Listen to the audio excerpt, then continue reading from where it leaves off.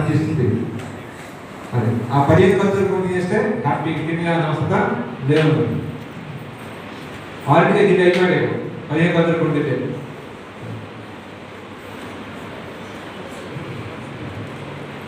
ఇంకోటి తెలుసుకున్నాం, మధ్యాహ్నం రాజభోజనం చేయాలి, రాత్రి కూడా పేదవాళ్ళకి భోజనం చేయాలి. రాత్రి కూడా మటన్లు, చికెన్లు, బిర్యానీ ఉంటారు అనుకోండి. ఒక ఆయనకి గుండె అయిపోయిందంట. గుండె అయిపోయే టైంలో అడిగాడు డాక్టర్, ఈయన ఏం తిన్నాడు అని. ఈయన మటన్ పెరుగు తిన్నాడంటే ఈయన గట్టిగా కాస్త తీసుకోవడం. ఎందుకంటే అడగాలంటే మొత్తం 5 గంటలు పడుతుంది కదా. నాకు అందరూ అడిగి ఎప్పుడు తీసుకుంటా చచ్చిపోతా తీసుకుంటున్నాను. కాబట్టి నైట్ టైం మటన్, చికెన్, బిర్యానీలు పట్టకూడదు. మధ్యాహ్నం పడతారు. మధ్యాహ్నం రాజుపోయింది, సూర్యుడు ప్రతినిధుతుంటాడు కదా. సూర్యుడు బట్టి మన ఆకలి ఉంటుంది. సూర్యుడు కనపడనుకోండి పెద్దగా ఆకలి కాదు, చలికాలం పెద్ద ఆకలి కదా, మందంగా ఉంటుంది ఉపవాసాల కోసం.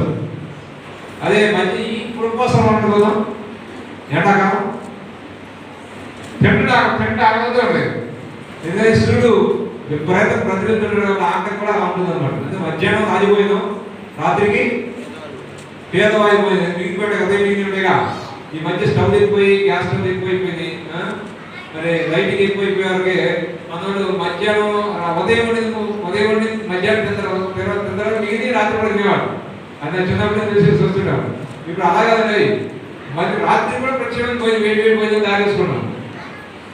ఆ తాగేవారికి 9-10 అవుతుంది, ఆ తినేవారికి 11-12 అవుతుంది. అనారోగ్యం తింటే పలుకుతుంది.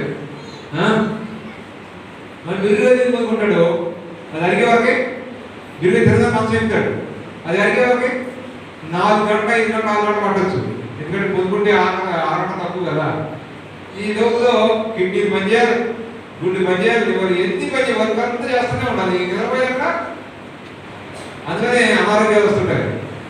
గట్టికి వెళ్ళేవారికి ఎంటీ స్టమక్తో వెళ్ళాలి. అందుకని 2 గ్లాసులు నీళ్ళు తాగుకోవాలి. అప్పుడు ఆరోగ్యవంతుల యొక్క లక్షణం. ఇంక నీకు హాస్పిటల్కి వెళ్ళాలని భయం ఉండదు. లేదు బాగా పెరుగుది మంచం చెప్తాను అంటే హాస్పిటల్కి బంధువు, హాస్పిటల్కి బంధువు. ఎప్పుడు వెళ్ళొస్తాను సుఖంగా వెళ్ళొస్తాడు హాస్పిటల్కి. ఈ బాడీ ఒకసారి కూడా హాస్పిటల్కి వెళ్ళలేదు, కొట్ట తగ్గడం ఈ బాడీ ఒకసారి కూడా హాస్పిటల్కి వెళ్ళాలి. కారణం ఏంటంటే దేవుడు కొన్ని సూత్రాలు నేర్పించడానికి, అది కూడా మీకు నేర్పిద్దామని నా ప్రయాస. ఓకే, ఆరోగ్య సూత్రం అయిపోయింది. కుటుంబ సూత్రం నేర్చుకున్నావా?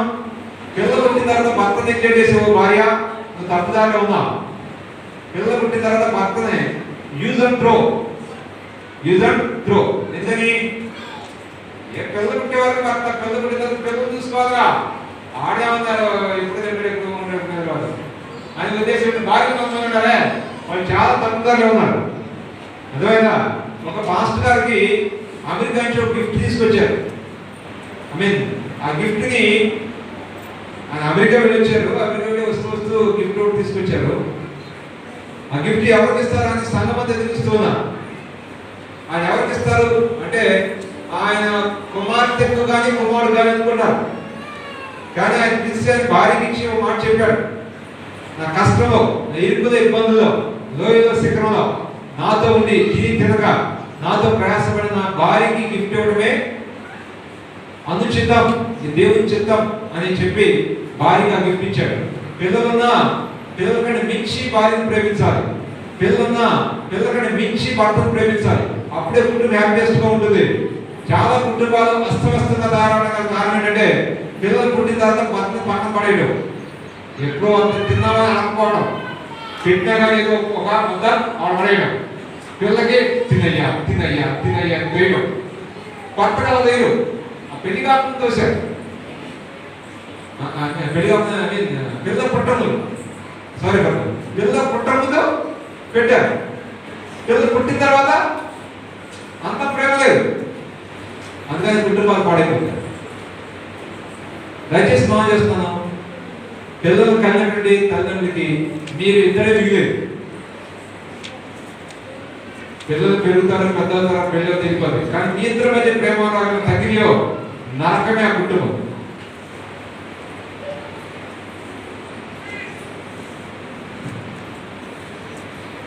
కుటుంబ సూత్రం అయిపోయింది.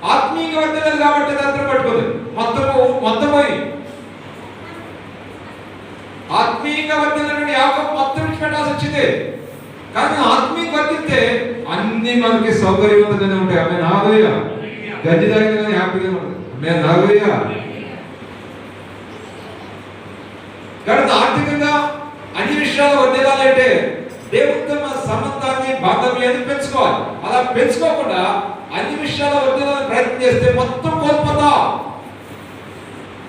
చరిత్ర రాసి పెట్టుకో. ఎక్కడన్నా ఆత్మీయ వర్తిల్లకుండా ఎన్ని సంపాదించినా, ఎన్ని కోట్లున్నా కుటుంబాలు కట్టబడవు, ఎన్ని ఆస్తులున్నా అస్థిరమైన జీవితమే ఉంటుంది. నీకు ఒక స్థిరత్వం ఉండదు, నీకు గమ్యం ఉండదు, నీకు గోల్ ఉండదు. నాకు గమ్యం ఉంది, నాకు గురి ఉంది, నా ఏసుగారు వెళ్ళబోతున్నాను, నేను సదాకాలం ఆయనతో ఉండబోతున్నాను, కోట్ల సంవత్సరం ఆయనతో సదాకాలం బతకబోతున్నాను. నాతో వచ్చేదెవరో అది రెడీ.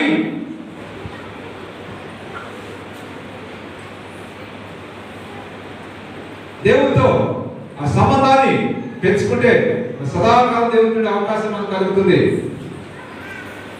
అన్ని విషయాల వరకు డబ్బులు పెంచుకుని దేవుడితో సంబంధాలు కనుక సరిగా లేకపోతే మొత్తం వదిలిపెట్టిపోతాం నరకానికి. అజ్ఞానంలో పురుగు రావు. అదే దేవుడు లోకాసువార్త 12వ అధ్యాయం, లోకాసువార్త 12వ అధ్యాయం. వీడి బాగా పిచ్చెక్కింది, కొంతమంది పిచ్చెక్కింది. ఏ పిచ్చెక్కి పిచ్చి కుక్కలు కొన్ని ఉంటాయి, అవి ఎప్పుడు కలుపుతూనే ఉంటాయి. కొంతమంది దాన్ని ఏమన్నా పిచ్చి కుక్క అంటాం, అది కలిస్తే చస్తాం. అంటే కొంతమందికి డబ్బు పిచ్చి పుట్టింది. ఏం పిచ్చి? డబ్బు పిచ్చ. లేకపోతే అలా లేదు, నేను నా కుటుంబం, నేను నాకు ఈ డబ్బాలు బతికేస్తూ డబ్బు సంపాదిస్తానని ఆలోచిస్తూ ఉంటుంటారు. ఇదొక పిచ్చ, ఇదొక ఇంజక్షన్ మరి. అవును, నేను ఎప్పుడు చెప్పాను మీకు లోకసభ పండగ వాడికి బాగా పిచ్చెక్కిందండి. మామూలుగా లోకసభ పండుగ ఒక ధనవంతుని భూమి సమృద్ధిగా పండెను. అప్పుడు అతడు నా పంట సమకూర్చుకొందుకు నాకు స్థలము చాలదు కనుక నేనేమి చేతునని తనలో తాను అనుకోలేను.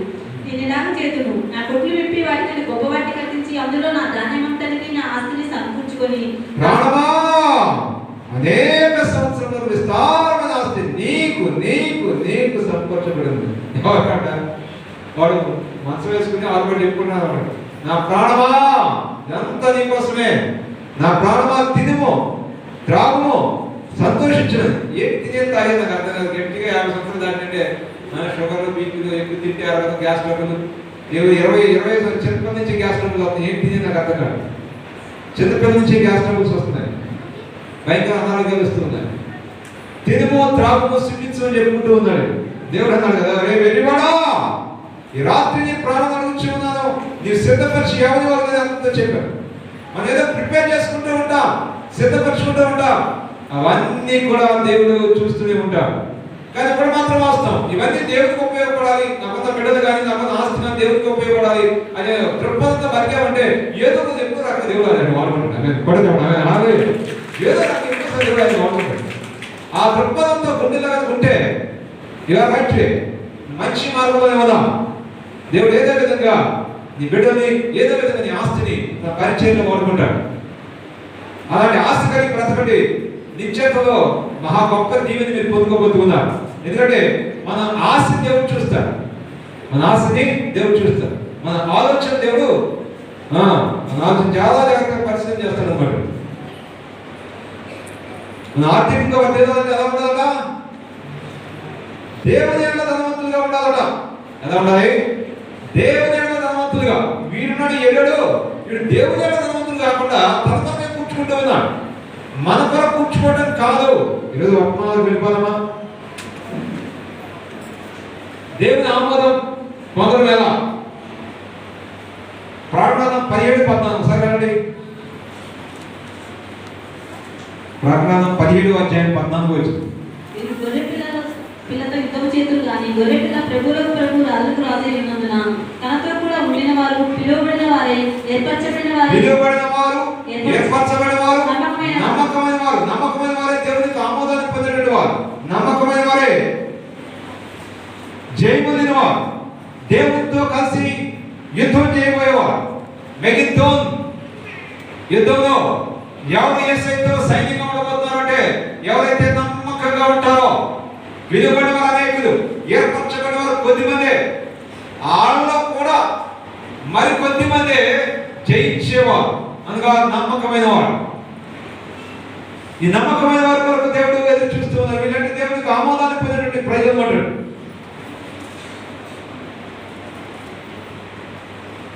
చూడు, యోహాను రాసినటువంటి శుభవార్త 2వ అధ్యాయం 23-24 వచ్చిన మీరు చదివారు.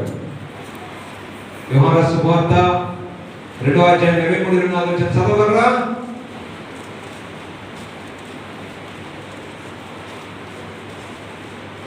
ఆయన పస్కా పండుగ సమయంలో యెరూషలేములో ఉండగా ఆ పండుగలో అనేకులు ఆయన చేసిన సూచక్రియలను చూసి ఆయన నమ్మకం విశ్వాసం ఉంచింది. అయితే యేసు అందరినీ ఎరిగినవాడు కనుక ఆయన తనను వారి వశం చేసుకొనలేదు. ఆయన మనిషిని ఆంతర్యం ఎరిగినవాడు కనుక ఎవరైనా మనిషిని గురించి ఆయనకు సాక్ష్యం ఇవ్వనక్కర్లేదు. అదండి, అందరూ ఆంతర్యాన్ని ఎరిగినటువంటి దేవుడు మన యేసయ్య. కాబట్టి విశ్వాసం ఉంచే ప్రతి ఒక్కరు నమ్మడం. యేసయ్యా నువ్వు అంటే నాకు చాలా ప్రేమయ్యా, యేసయ్య నువ్వు అంటే నాకు చాలా అని చెప్పేటువంటి వాళ్ళు ఉంటారు కదా. యేసయ్య నువ్వు నమ్ముకుందాం అని మనందరం కూడా, కానీ అందరికీ ఆయన అప్పగించి కూడా అందరూ ఆయన నమ్మడం.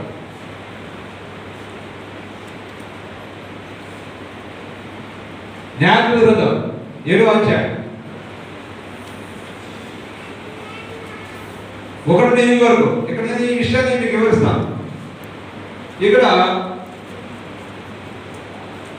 32,000 మంది సైన్యం ఉంటుంది ఈ గిద్యోనికి. ఎంత సైన్యం? మరి శత్రువులు ఎలా ఉన్నారు అంటే మిడుతున్న దండ వలె ఉన్నారట. లక్షల సైన్య సమూహం ఉంది శత్రువులు. తదారు ఎంతమంది ఉన్నారు? 32,000 మంది ఉన్నారు. దేవుడు అన్నాడు గిద్యోన్తో, వీళ్ళు కూడా ఎక్కువే అన్నాడు, వీళ్ళు కూడా పరీక్షించాలి. వీళ్ళు గిలాదు కొండ మీద తీసుకువెళ్ళమన్నాడ. గిలాదు కొండ మీద తీసుకువెళ్ళిన తర్వాత ఒక్కసారి శత్రువులు చూడమని చెప్పాడు. కొండ మీదకి వెళ్తే శత్రువులు కనపడతారుగా, హైట్లోకి వెళ్తే ఎంతమంది కనపడతారు కదా స్పష్టంగా. మిడుతో దండవలె విస్తారమైన లక్షల సైన్య శత్రువుల సమూహాన్ని చూశారు వీళ్ళు. ఎంతమంది చూశారు వీళ్ళు? 32,000 మంది. ఇప్పుడు ఒక ప్రకటన చేయమన్నాడు దేవుడు గిద్యోన్తో, మీకెవరికైనా గుండెలో దడగా ఉంటే వాడు దిగని పోవాలని చెప్పాడు. దానిలో 22,000 మంది దిగి వెళ్ళిపోయారు. ఎంతమంది? ఇంకెంతమంది మిగిలారు అక్కడ? అమ్మయ్య, 10,000 మంది మిగిలారు. 32,000 ఎంతమంది మిగిలారు? శత్రువులు ఎంతమంది ఉన్నారు? లక్షల సైన్య సమూహం ఉంది. మిడుతో